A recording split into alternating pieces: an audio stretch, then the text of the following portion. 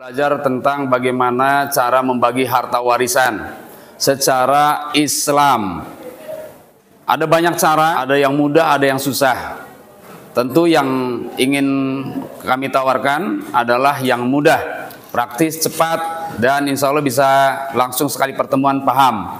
Ya, dan ini hanya teori dasar saja untuk biar bisa dipahami bahwa teori membagi waris adalah bisa pelajari dengan mudah. Yang pertama tahapannya adalah tentukan ahli waris itu siapa saja. Biar jangan salah memilih ahli waris. Karena yang berhak menerima atau memakan harta warisan hanya ahli waris. Yang kedua, setelah ditentukan siapa ahli warisnya, tentukan berapa bagian mereka masing-masing. Kita lihat. Ada seorang meninggal dunia, kita sebut mayit. Ya, kita sebut mayit atau mayat. Mayit ini kemungkinan punya ayah, kemungkinan tidak punya ayah, kemungkinan punya ayah atau punya juga ibu. Ke atas lagi kemungkinan punya kakek. Ya, punya kakek dan nenek. Bahkan dari ayah punya kakek, dari ibu punya kakek dan nenek. Bisa 4 di sini isinya. Kalau ke bawah, dia kemungkinan punya anak.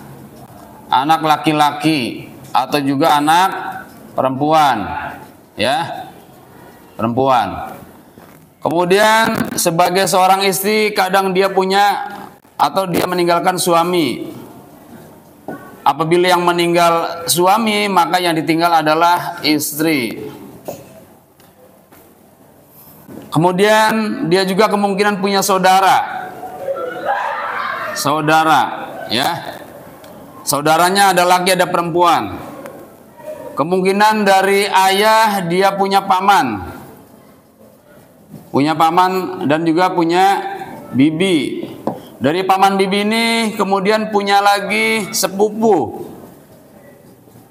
Dari saudara kemudian punya ponakan. Dan seterusnya beranak pinak. Dari ini dari anak kemungkinan punya cucu. Dari cucu kemungkinan punya cicit dan seterusnya ya.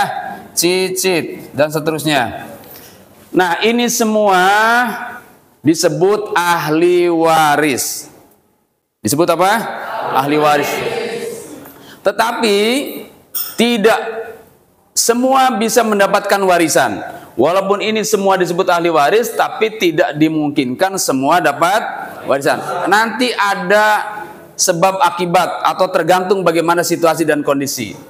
Hanya saja yang pasti dapat warisan 6. Inilah orang-orangnya yang pasti dapat warisan. Dalam situasi apapun ini wajib dapat warisan. Kalau yang ini, yang di luar garis, di luar lingkaran ini, tergantung. Misalnya kakek atau nenek, dia akan dapat bila tidak ada. Begitu. Ini akan dapat bila tidak ada ini, tidak ada ini. Ya. Ini akan dapat bila tidak ada ini dan seterusnya. Begitu. Keadaannya akan berubah seperti itu. Jadi ini tidak mesti dapat. Di luar lingkaran ini tidak mesti dapat, tapi bisa disebut ahli waris.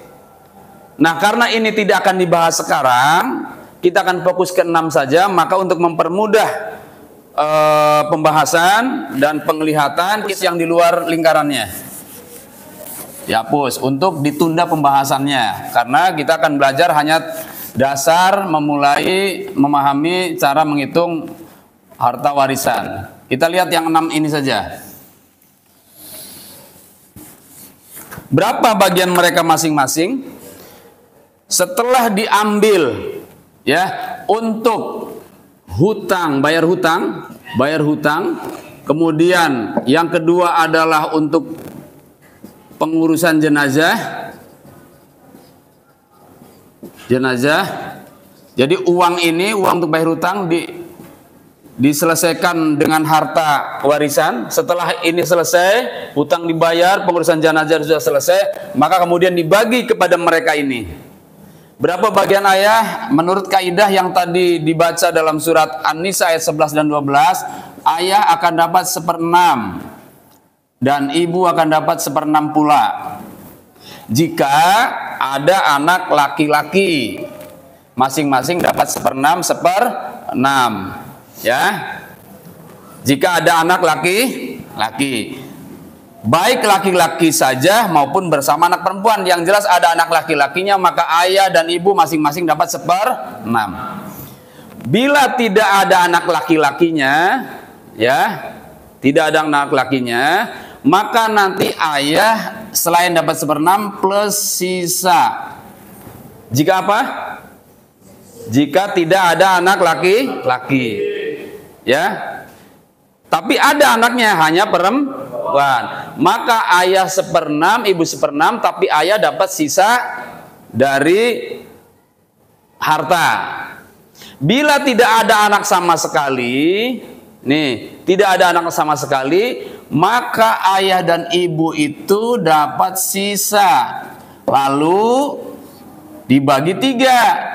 Ayah dapat 2/3 dan ibu dapat 1/3. Coba dihafal nih angka ini nih, bilangan ini dihafal.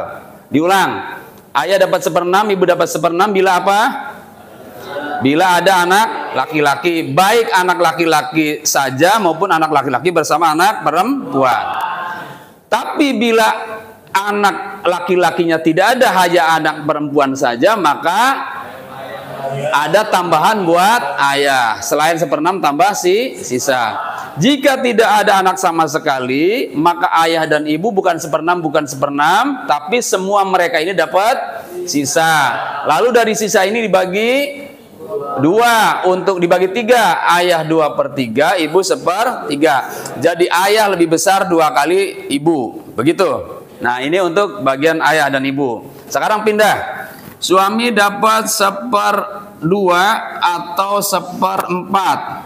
Sementara istri, nih, jika yang meninggal istri, suami dapat 1/2, 1/2 atau 1/4. Jika yang meninggal suami, maka istri bisa dapat 1/4 atau 1/8. Ya, tergantung kalau ini.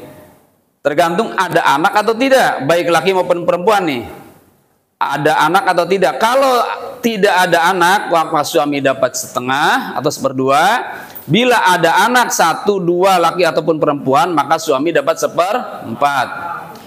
Untuk istri sekarang, jika suami yang meninggal, bila tidak ada anak maka istri dapat 1/4. Bila ada anak maka istri dapat 1/8. Kalau ini tergantung ada anak atau tidak, baik laki maupun perempuan. Nah, ya, bilangan ini dihafal. Sudah jelas ini? Yang agak susah ini, ya, lebih susah lagi ini, makanya perhatikan. Sekarang anak laki-laki. Anak laki-laki, bila anak laki-laki saja atau bila bersama anak perempuan, maka keduanya dapat sisa.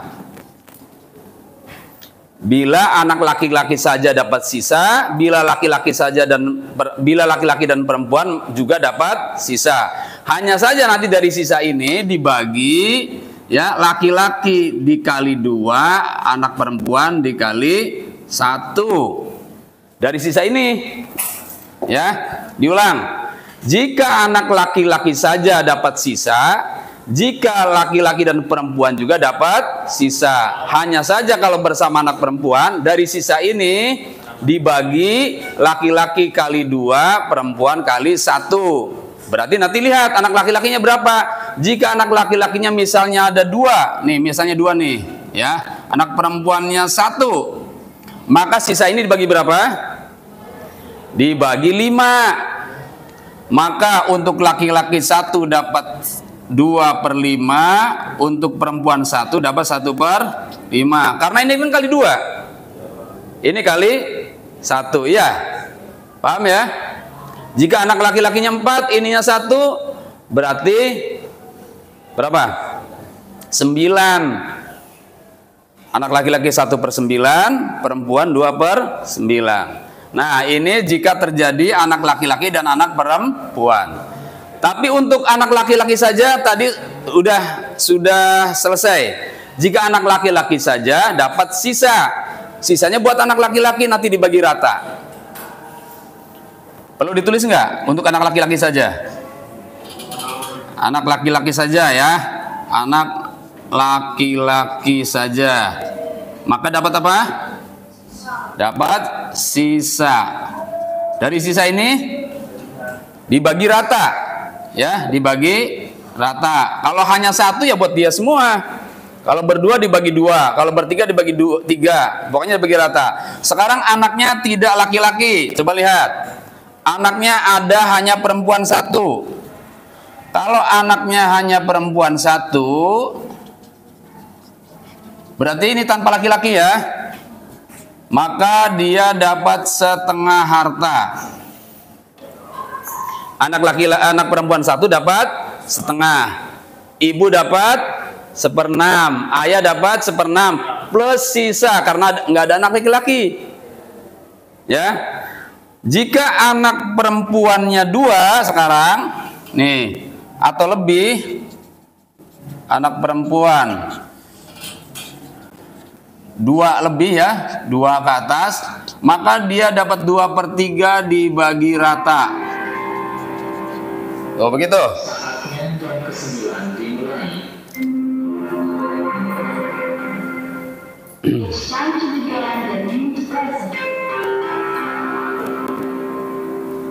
Anak perempuan dua atau lebih dapat berapa? 2/3 dibagi rata. Ini tanpa laki-laki.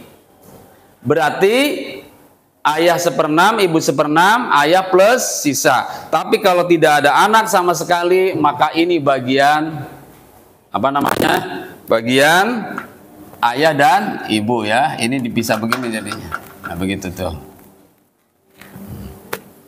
Sampai di sini? Paham? Paham? Hafalkan bilangan-bilangan tadi. Istri dapat berapa dan kenapa? Suami dapat berapa dan kenapa tuh dihafal. Termasuk ini ayah, ibu, dan anak. Sekarang lihat kasus. Contoh kasus nih, lihat. Ya. Lihat kasus. Sambil bagaimana cara mendapatkan harta dari hasil pembagian seperti ini. Kasus pertama,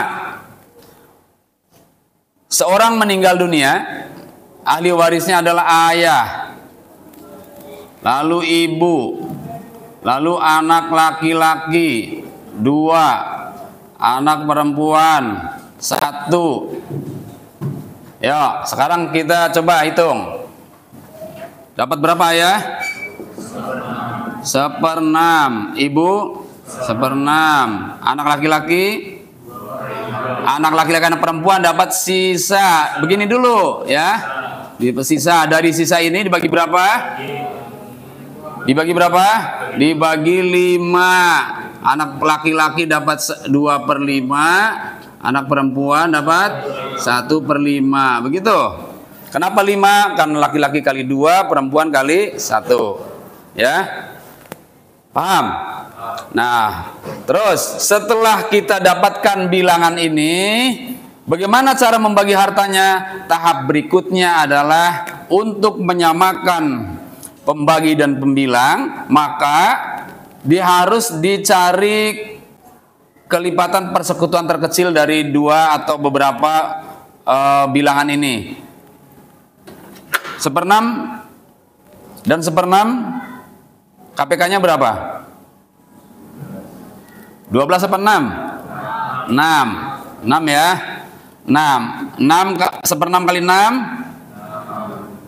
berapa? 1. 1/6 kali 6 1. 1 tambah 1 2. Berarti sisanya berapa? Sisanya 4. Jadi 6 kurangi 2 4. 4 inilah yang kemudian dibagi 5. Ya. 4 inilah yang kemudian dibagi 5. Kenapa harus kita cari KPK?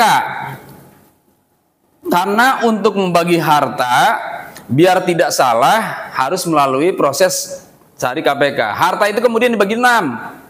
Hartanya berapa? Misalnya hartanya berapa dibagi 6? Hartanya misalnya 12 juta. Ayo, sekarang 12 juta bagi 6 berapa? 2, ya. 12 juta dibagi 6 sama dengan 2 juta. Jadi 2 juta kali ini 2 juta, 2 juta, ininya 8 juta. 8 tambah 4 jadinya 12. Habis kan dibagi? Begitu. Kasus berikutnya, perhatikan. Seorang meninggal dunia, ahli warisnya adalah ayah. Lalu kemudian istri. Ayo sekarang. Kemudian anak perempuan 2. Anak perempuan 2. Ayo berapa masing-masing? Ayah 1/6. Istri 1/8. Istri sama ibu beda. Istri dapat 1/8. Anak perempuan? Anak perempuan 2. 2/3. Nah, bilangan ini KPK-nya berapa? 24. Ya, KPK-nya 24. Jadi ini kali 24 berapa? 4. Ini kali 24 3. Ini berapa? 16 ya? 16. Jumlah sama enggak? Sama enggak? Nah, jika terjadi perbedaan seperti ini, maka hartanya dibagi ini. Hartanya dibagi ini. Nanti ada istilahnya. Sekarang kita fokus saja ke cara ya. Nanti istilahnya ada bagaimana kalau ini lebih dari KPK, jumlah ini kurang dari KPK, ada istilahnya sendiri. Sekarang tidak usah ke istilah dulu. Mari kita fokus kepada cara membagi hartanya. Jadi hartanya jangan dibagi ini. Kalau dibagi ini bisa terjadi sisa. Tapi kalau kasusnya ini kan bisa sisanya ke sini. Loh, sisa ya? Boleh. Harta dibagi 24 nanti sisanya buat ayah. Kan kalau nggak ada anak laki-laki sisanya buat ayah. Berarti sisa 1 ya? Boleh. Kalau nanti ada kasus lagi, kalau tidak ada sisa maka harus dibagi ini. Kalau ada sisa nggak apa-apa. Sekarang hartanya misalnya berapa? Yang mudah saja, hartanya 24 juta. Ini dapat berapa? 4 juta. Ini dapat 3 juta. Ini dapat 16 juta.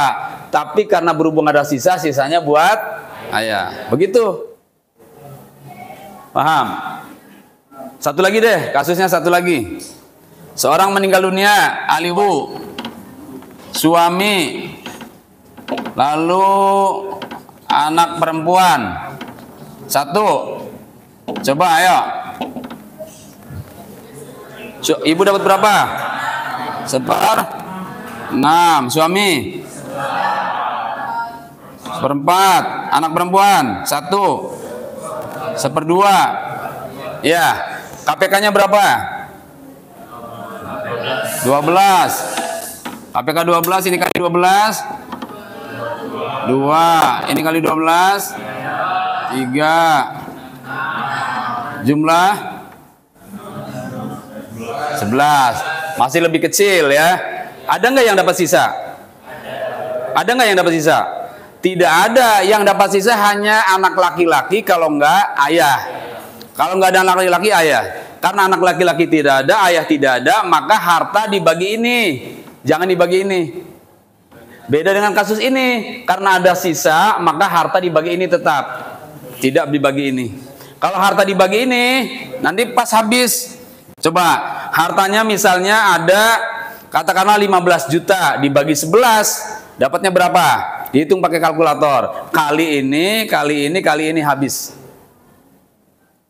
Ibu, suami, ya enggak? Paham?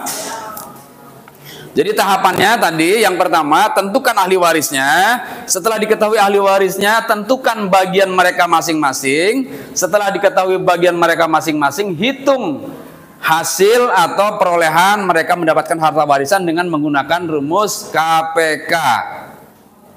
Setelah itu selesai, ya. Tapi tahapan-tahapan ini tentu diawali dari membayar hutang dan pengurusan jenazah. Yang ada 3 sebetulnya. Satu lagi adalah wasiat. Apabila ada wasiat, penuhi dulu wasiatnya. Ya, ada 3 ya. Satu lagi adalah pemenuhan wasiat. Sampai di sini. Paham? Nah, ini tadi kan begini, ya, KPK-nya 12, tapi ternyata setelah dihitung, setelah masing-masing dikali KPK, ternyata di jumlah hasilnya lebih kecil dari KPK. Ya, maka harta harus dibagi jumlah setelah dibagi KPK, harus dibagi ini. Nah, nanti suatu saat akan terjadi bahwa jumlah besar dari KPK. Seperti ini misalnya, ya. Seperti ini misalnya, ahli warisnya ibu, lalu suami, lalu anak perempuan. Anak perempuannya berapa? 2. Coba lihat, suami ibu dapat 1/6, suami 1/4. 1/4 kan ada anak. Anak perempuan dapat 2/3. Coba KPK-nya berapa? 12 kali 12, 2 kali 12, 3 kali 12, 4 jumlah. Ini bukan 4, ini 8 jumlah 13. Tuh kan terjadi bahwa ini lebih besar daripada KPK. Maka jika terjadi seperti ini, harta dibagi ini, dibagi hasil jumlah KPK. Ini akan sering terjadi. Nah, berikutnya untuk yang ini perhatikan lagi, tadi ada yang kelewat, bahwa yang dimaksud anak ini adalah anaknya mayit, bukan anaknya ini atau ini, bukan anaknya yang ditinggal. Misal si mayit ini siapa, suami apa istri? Suami. Bisa nggak ada terjadi nggak suami waktu menikah dia sudah punya anak, istri sudah saat menikah punya anak juga? Ada. Berarti duda dengan janda. Duda bawa anak, janda bawa anak. Katakanlah misalnya suami bawa anak 2, istri bawa anak 2, anaknya kan 4 berarti kan? Nah, saat si mayit meninggal, anaknya istri jangan dihitung, kan bukan anaknya suami. Jadi yang dimaksud yang muda anaknya mayit, yang dapat nih anaknya mayit. Paham? Lagian kalau ini misalnya istri dapat berapa? Dapat 1/4 bila si mayit tidak punya anak. Tapi ada anak saya yang bukan anaknya mayit. Kata si istri, ada anaknya, anak saya tapi bukan sama dia.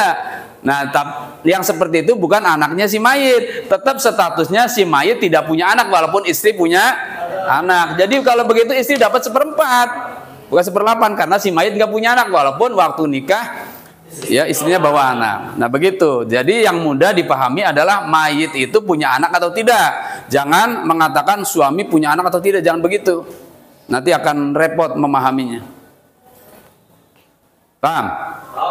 Oke, cukup lah ya. Paham ya?